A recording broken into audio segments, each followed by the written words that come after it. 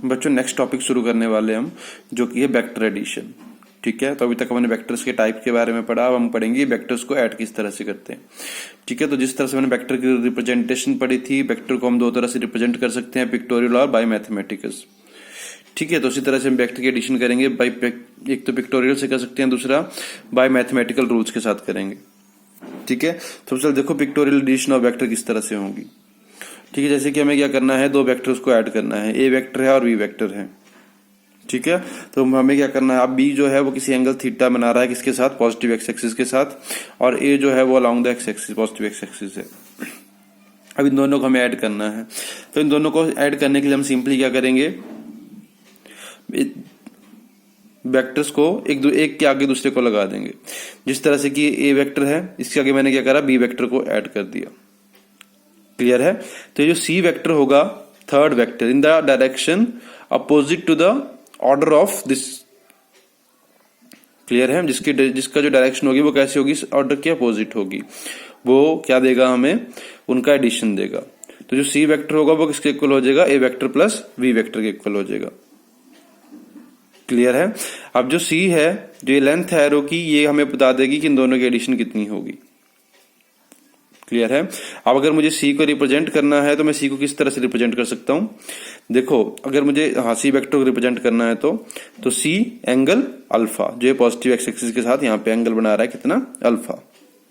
तो C vector कितना हो गया, सी एंगल अल्फा। इस तरह से हम दोनों को ऐड कर सकते हैं। ठीक है, अब एक न्यूमेरिकल के साथ समझते हैं कि मैथमेटिकली किस तरह से ऐड कर सकते हैं। A long platform moves at 3 meter per second, and on this platform a boy is running at 4 meter per second in the direction perpendicular to the velocity of platform. What is the net velocity of the boy? ठीक है, अब हमें क्या बोला गया है कि यहाँ पे एक प्लेटफॉर्म है, ये मूव कर रहा है कितनी वेलोसिटी के साथ, 3 मीटर पर सेकंड की वेलोसिटी के साथ। ठीक है, तो अब हमें ये पता है कि अगर ये प्लेटफॉर्म 3 मीटर पर सेकंड की वेलोसिटी के साथ इस डायरेक्शन में मूव कर रहा है, ये मान लो कि इस डायरेक्शन में मूव कर रहा है, इस डायरेक्शन में मूव कर रहा है, तो इस बॉडी का हर एक पार्टिकल की वेलोसिटी कितनी होगी, 3 मीटर पर सेकंड होगी। मतलब ये जो बॉय है, इसकी वेलोसिटी भी ईस्ट में कितनी होगी, 3 मीटर पर सेकंड होगी।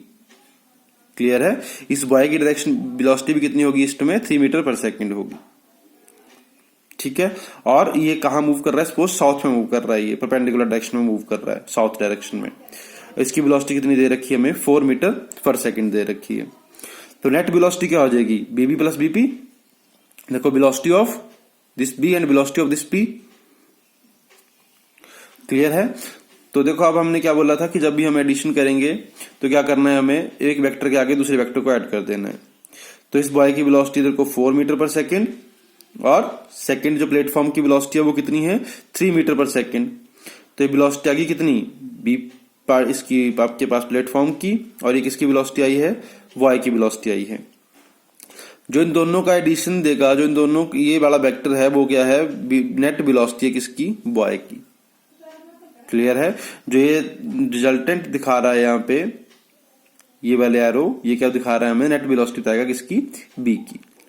ठीक है, तो ये 4 है, ये 3 है, तो पाइथागोरस थ्योरम से हम बता सकते हैं कि ये कितना होगा, सिंपली 5 होगा। तो ये कितनी आ जाएगी हमारे पास, 5 आ जाएगी।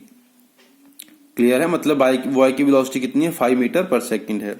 अब यहाँ पे एंगल बना रहा है कुछ यहाँ पे, तो हमें एंगल कैलकुलेट करना है। तो tan थीटा कितना हो जाएगा, अगर ये थीटा है तो tan थीटा कितना आ जाएगा, यहाँ से tan क्या होता है हमारे पास, परपेंडिकुलर अपॉन बेस। तो परपेंडिकुलर कितना है यहाँ पे 3, और बेस कितना है 4, तो tan थीटा कितना होगा 3/4, और थीटा की वैल्यू कितनी होती है 3/4 पे, 37 डिग्री।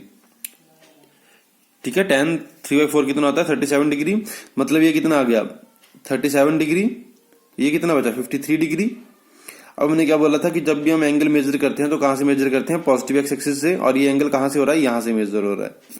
तो क्या आ जाएगा, 5 मीटर पर सेकेंड एंगल माइनस 53 डिग्री। तो ये क्या है, हमारे पास नेट वेलोसिटी आ गई उस बॉय की। क्लियर है, तो इस तरह से हम उसको मैथमेटिकली ऐड कर सकते हैं वेक्टर्स को। क्लियर है, नेक्स्ट है टॉपिक है कंपोनेंट ऑफ वेक्टर्स। ठीक है, कंपोनेंट्स का मतलब क्या होता है, पार्ट्स, उस वेक्टर के पार्ट्स। जैसे कि मैं अगर एक्स वेक्टर को रिप्रेजेंट करूं किसमें, y प्लस जेड में, ठीक है, तो ये बाई प्लस जेड क्या है, कंपोनेंट है किसके, एक्स वेक्टर के। क्लियर है, तो इस एक्स वेक्टर के क्या है, कंपोनेंट है। जैसे कि हमने क्या करा, एक ए वेक्टर लिया, ए वेक्टर, और दूसरा लिया वी वेक्टर, तो ये F vector is equal to A vector plus B vector है, तो ये आ गया हमारे पास एफ वेक्टर। क्लियर है, तो एफ वेक्टर के ए और बी क्या है, कंपोनेंट है। तो यहां पे हम लिख सकते हैं A comma V are component of F vector. ठीक है, तो ए और बी क्या है, कंपोनेंट है किसके, एफ वेक्टर के। अगर मोर देन 2 कंपोनेंट है तो ई वेक्टर किसके इक्वल हो जाएगा, P vector plus Q vector plus R vector, ये दिया हुआ है हमें। अगर ई वेक्टर किसके इक्वल दिया हुआ है, P vector Q vector plus R vector के इक्वल दिया हुआ है। तो देखो ये पी वेक्टर, इसके आगे क्यू वेक्टर और इसके आगे आर वेक्टर। तो ये जो हमारे पास इस वेक्टर का स्टार्टिंग पॉइंट और इस आर वेक्टर का एंड पॉइंट, इनको हम क्या करेंगे, कनेक्ट करेंगे, तो वो हमें क्या देगा, रिजल्टेंट वेक्टर देगा। क्लियर है, इसको हम क्या कहते हैं, रिजल्टेंट कहते हैं। तो मतलब ई वेक्टर के पी क्यू आर क्या है, कंपोनेंट है। तो क्या लिख सकते हैं हम यहाँ पे, P Q R the component of E vector. Clear है। अब देखो ये जो मैग्नीट्यूड है किसका, देखो ये ए वेक्टर का मैग्नीट्यूड, ये बी वेक्टर, तो एरो क्या बता रहे हैं हमें कि ए वेक्टर और बी वेक्टर का जो मैग्नीट्यूड है वो एफ वेक्टर से क्या है, ज्यादा है। क्लियर है, तो इससे हम एक पॉइंट लिख सकते हैं कि magnitude of component may be more than the magnitude of the main vector. Main vector कौन सा था, एफ वेक्टर है, इसके कंपोनेंट कौन से हैं, ए वेक्टर और बी वेक्टर हैं। ठीक है, तो इनका जो मैग्नीट्यूड हो सकता है कंपोनेंट का, वो क्या हो सकता है, मेन वेक्टर से ज्यादा हो सकता है। क्लियर है। नेक्स्ट है rectangular component of a vector. ठीक है, तो रेक्टेंगुलर कंपोनेंट कब हम यूज करते हैं, जब दो वेक्टर एक दूसरे के ऊपर कैसे होते हैं, परपेंडिकुलर डायरेक्शन में होते हैं। ठीक है, so when there are 2 component of a vector and if they are perpendicular to each other, अगर उसके सिर्फ 2 ही कंपोनेंट हैं और वो कैसे हैं, परपेंडिकुलर है एक दूसरे के, then these are called rectangular component of vector. तो उनको हम क्या कहते हैं, रेक्टेंगुलर कंपोनेंट कहते हैं वेक्टर्स का। क्लियर है, जैसे कि ये ए वेक्टर, ये बी वेक्टर इसके परपेंडिकुलर है, और ये सी वेक्टर जो इसका नेट बता रहा है रिजल्टेंट। तो सी वेक्टर कितना किसके इक्वल होगा, ए वेक्टर प्लस बी वेक्टर के इक्वल होगा। तो ए एंड बी जो है वो क्या है, रेक्टेंगुलर कंपोनेंट है किसके, सी वेक्टर के। क्लियर है। अब देखो यहां से साइन थीटा निकाल सकता हूं मैं और कॉस थीटा निकाल सकता हूं इसमें से। साइन थीटा कितना होगा, साइन क्या होता है, परपेंडिकुलर अपॉन हाइपोटेनियस, तो परपेंडिकुलर अपॉन हाइपोटेनियस सी। क्लियर है, तो यहां से बी कितना आ गया, जो बी वाला कंपोनेंट आया वो कितना आ गया, सी साइन थीटा आ गया। और कॉस थीटा क्या आ जाएगा, A by C based upon hypotenuse, तो ए बाई सी, तो ए कितना आ गया यहां से, सी कॉस थीटा आ गया। क्लियर है। तो देखो अगर मुझे किसी, जैसे कि हमने क्या करा, यहाँ पे एक कोऑर्डिनेट सिस्टम लिया, यहाँ पे एक वेक्टर है आर वेक्टर जो मेन वेक्टर है। अब इस ये आर वेक्टर यहाँ पे एक्स एक्सिस के साथ बना रहा है एंगल थीटा। तो इस आर वेक्टर के 2 कंपोनेंट होंगे, एक इस डायरेक्शन में आर एक्स और इस डायरेक्शन में आर बाई, या इस डायरेक्शन में आर बाई, ये आर बाई और ये आर एक्स। ठीक है, अब देखो ये जो कंपोनेंट इसका इस डायरेक्शन में होगा, अगर उसकी वैल्यू निकालू मैं तो कितना हो जाएगा, आर एक्स कितना हो जाएगा, आर कॉस थीटा, और ये जो परपेंडिकुलर कंपोनेंट है ये कितना हो जाएगा, आर वाई कितना हो जाएगा, आर साइन थीटा हो जाएगा। ये बहुत इंपॉर्टेंट है, इसको बहुत जगह पे यूज होने वाला है जब भी कंपोनेंट लेंगे। ठीक है, तो आप लोगों ने याद रखना है हमेशा, जिस डायरेक्शन में थीटा होगा वो वाला कंपोनेंट कौन सा होगा, कॉस थीटा होगा, और उससे अपोजिट वाला कौन सा होगा, साइन थीटा होगा। जैसे कि इस तरह यहां पे देख लो, यहां पे अगर एंगल थीटा हो जाए और ये आर कंपोनेंट होता,